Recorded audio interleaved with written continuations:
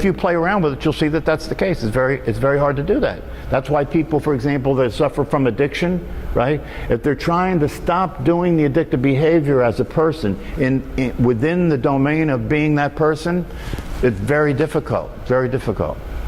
But once you get out of that system, and you can see that system from beyond that system, and you experience the possibility of there being an expression of something other than that, now there can be a complete different change. Now a murderer can become a saint. There can be a complete, profound transformation. Because now it's not the person trying to change itself, it's something that's greater than a person expressing itself through that person. That's a completely different experience. So in any situation that you're in, in any situation that you're in, and this is where meditation comes in any situation that you're in, if you stop, right, if you stop and be still, and just start paying attention to what's happening, right? That which is paying attention to what's happening is the truth of what you are, right? It takes a lot of energy. It takes a tremendous amount of energy to maintain ignorance. This is it's a really important thing. It takes a tremendous amount of energy to maintain ignorance. Right? And what I mean by that is who you and I are is already who you and I are, right? So you have to work at ignoring it. You see what I'm saying? You have to work at ignoring it. So the thoughts that are occurring in your mind are being received and are being the awareness that's there, that's aware of the thoughts that are occurring in your mind, right, is there doing that right now, but you say it's not that, it's you. Right? I'm thinking. I am thinking. So you have to keep working to produce that illusion, because it's an illusion. You have to keep working to produce it. And this is why in the brain there's this process, the default mode, right? When you are in a state of your mind's wandering, right? That's your mind and your brain working to keep the illusion up. That's what's going on, right? Because all the thoughts you're having, right, when you're in when your mind's wandering, right, and this is a lot of the time, right, all the thoughts you're having are about who? That's your job. Your job is to keep that you going. How do you do that? You keep thinking about yourself. That's how you keep that you going, right? That's why if you start to take your attention off of your thoughts, right, it starts to weaken that, right? And then there'll be this restlessness. Oh, wait a minute. Come back and start thinking about yourself again. Otherwise, you'll disappear, right? That's why when people get to a certain point in their self-realization process, right, where the idea of who you think you are starts to dissipate, right, starts to weaken, right, then fear comes up. The system produces fear like there's a threat to your survival, right? Because according to the system, that's you.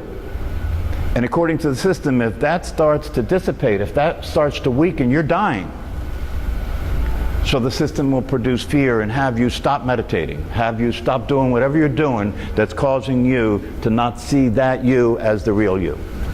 And this is why it's important to have guidance when you're doing this process. So it's important to have guidance when you're in a process of waking up and realizing the truth about yourself, because once that happens, if you don't have somebody outside of you telling you, don't worry about it, that's fine, you're fine, you're not going to die, you're going to be born. You're not going to die, you're going to be born. If you don't have somebody outside of your system pointing that out, you're done. You're out of there.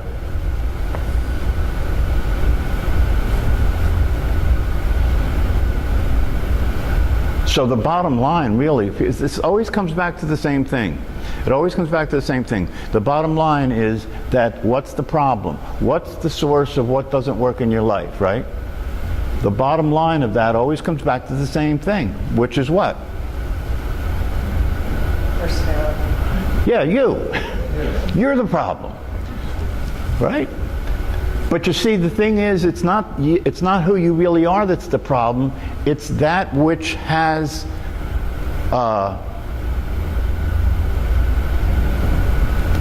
has occupied you, occupied your awareness, has taken your awareness and reduced it to some limited way of being. You know, it's what one of the teachers, I was talking to Jim about this earlier, one of the teachers talks about this, is the foreign installment. There's a foreign installment that's inhabiting your body and your experience, a foreign installment. And it is so complete.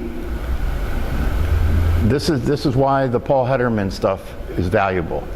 It is so complete that when you hear the truth, that which is not who you really are is hearing it and intercepting it and translating it. This is why, what I mean when you hear that you could be free, when you hear that, right, when you hear about the possibility of being enlightened or liberated, right, the you that you think you are is the one that intercepts that information and says, oh great, I can be free, right? So I'll start to work on that, right? This is very interesting. This is very interesting. I'll go to work on that. I'm going to start to read more books about it. I'm going to start to meditate more, right? So it intercepts it. It turns it into a project. It turns it into a time-based situation, right? But even if what's being said to you is, don't do that. Even if what's being said to you is, don't do that, because if you do that, you're going backwards. You're going away from the truth, right? Because if it's already true, anything that you do invalidates it. If it's already true, anything that you do invalidates it. So even if the person that is teaching you tells you don't do that, you'll do it anyway. Look at all the people who are spiritual seekers, right? They're going to retreats, they're meditating, they're getting a guru, right? They're spending all that time and energy and money to try and get somewhere that they already are.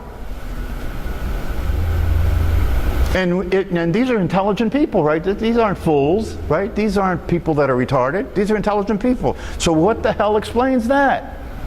Why don't they see what's going on? Because the you that has taken over their system, the you that they think they are, has so infiltrated their existence that they don't know the difference between that you and themselves, and that will keep them lost forever. Yeah. Is that what Paul Hederman, the video, is that what he was, the point he was trying to make? Yes, that's the reason that I'm interested in him. He's the only teacher that I've come across that specifically says, right, that most of the people that are they're doing all the spiritual work and the meditating and everything are lost souls. They're more lost than the people that aren't doing that. Right? Because if the you that you think you are is doing the meditation, it's validating that it is the truth about who you are, isn't it? Right? Anything that you continue to do that you think is coming from that version of yourself keeps reinforcing that that is who you are. So if that's the you that's meditating, you're going backwards. You suggest that we read and... No, and this again is why I like what Paul's message is, because what he says in his talks, right, and his talks are pretty much the same all the time, right, is I am serving you a spiritual subpoena. In other words, he's saying, look, here's the deal. If you can take the invitation to accept the possibility that you're not who you think you are, right, just entertain that possibility that you're not who you think you are, right? And then by entertaining that possibility, if you begin to see that that's so, right? You begin to see that that's so, now you're being yourself. That must be who you're being when you see who you're not. You see what I'm saying? And so one of the things that he says is that who you're not can't see who you are. This is so important. Who you're not, see, the seekers are trying to be who they think they are, realizing who they really are. That's not possible, because for two reasons. First of all, the you that is trying to be who you really are instead of who you think you are doesn't exist. That's one reason. The other reason is who you really are is who you already are. So those are the two big mistakes, right? Who you think you are is going to become who you really are. That's one mistake, because who you think you are doesn't exist. And then the second mistake is, who you think you are is going to become who you really are. Well, you already are that, so that's the second mistake. And you could live your whole life in those two mistakes, right? So it really boils down to something that's relatively easy, and that is to simply notice, to simply take note. And this is where meditation can come in, because you're developing your ability to pay attention, right? To what? Pay attention to what? Pay attention to the reality, which is that the thoughts occurring in your mind are not your thoughts. They're not coming from you. And the one thought in your mind that is most important to pay attention to is that you're thinking. Right?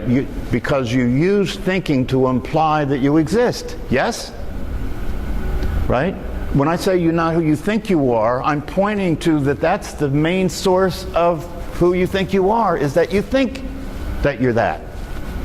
Right? But if I ask you who you are and I say, you can't think to answer the question, now answer the question.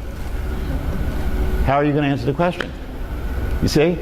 So that's proof that who you're being in your life is who you think you are, and that who you think you are does not exist. No wonder it's not successful.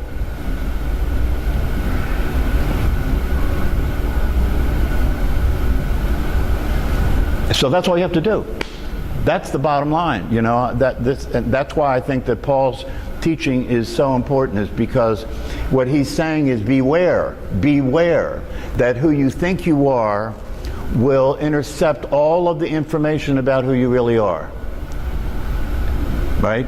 When we talk about awareness, right? And I say, okay, notice your awareness, like the invitation, right? Notice your awareness, right? What happens for most people when they do that is they come up with the conclusion, oh, I am the awareness. Now look at that. Oh, I get it. I did the invitation, and it showed me that I am the awareness. I am the isness, right? But do you see the hijack? See, this is so insidious that you can't even see the hijack, right? I am the awareness. It's insidious. Yeah.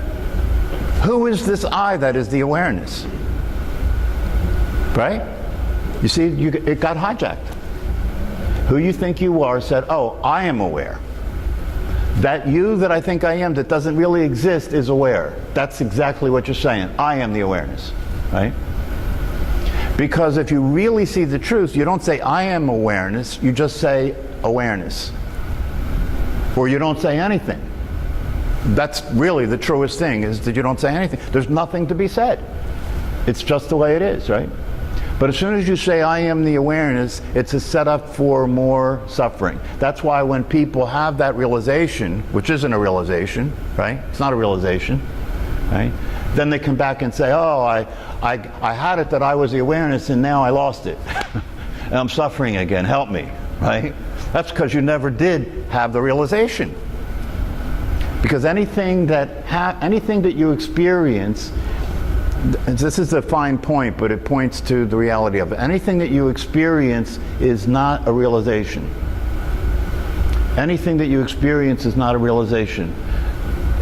Now, if you look at exactly what I said, anything that you experience, right? The hijack is there. The hijack is there. Anything that you experience is not a realization, because there is you and then there's the experience, right? And that's the you that you think you are, right? So enlightenment is not an experience. Who you really are is not an experience, because the definition of experience is that there's an experiencer and an experience, right? But the reality of who you are, there is no experiencer. Awareness just is. There is nothing separate. Do you understand? So if you think that you're experiencing who you are, it's been hijacked. You see how insidious it is? And if you don't catch that, hijack, you're more lost than people that never attempted to see it. If you don't see that hijack, you're more lost than people who never attempted to see it.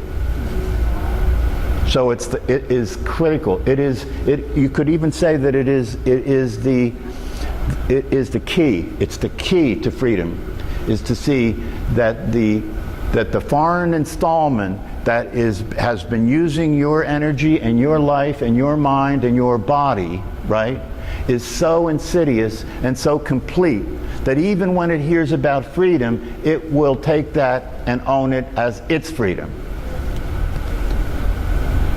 And that guarantees that you're not free, because that's the bondage. The bondage is that you're a slave to what has occupied your body and occupied your mind and occupied your brain. That's the bondage. Well, this is pretty simple. It is. It actually is that simple. It is actually that simple. But the only way you can escape is you have to watch this foreign installment play out, right? Because what it'll do, when at the scene of the crime, it'll play the cop and the robber, right? So that's how it'll trick you. It'll play the cop and the robber. So it'll play both sides of everything in your mind. But it is really that simple. All you have to do, that's the message. The message is, consider the possibility that that's not you.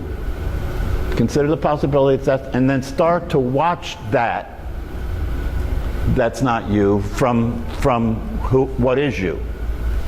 And if you're as I said earlier in the example I gave about myself, if you're seeing who you're being as other than the awareness of that, then you are being yourself, because you must be being yourself, because you have to not be being who you thought you were to see who you thought you were.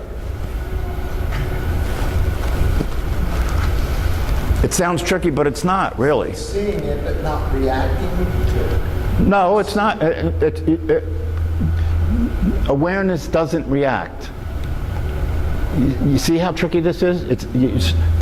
So who you think you are will step into that and say, oh, I see. It's seeing it, but not reacting to it, right? No, awareness doesn't react. So if the conclusion is, oh, I see, it's seeing, but not reacting to it, that's the hijack. Stop thinking.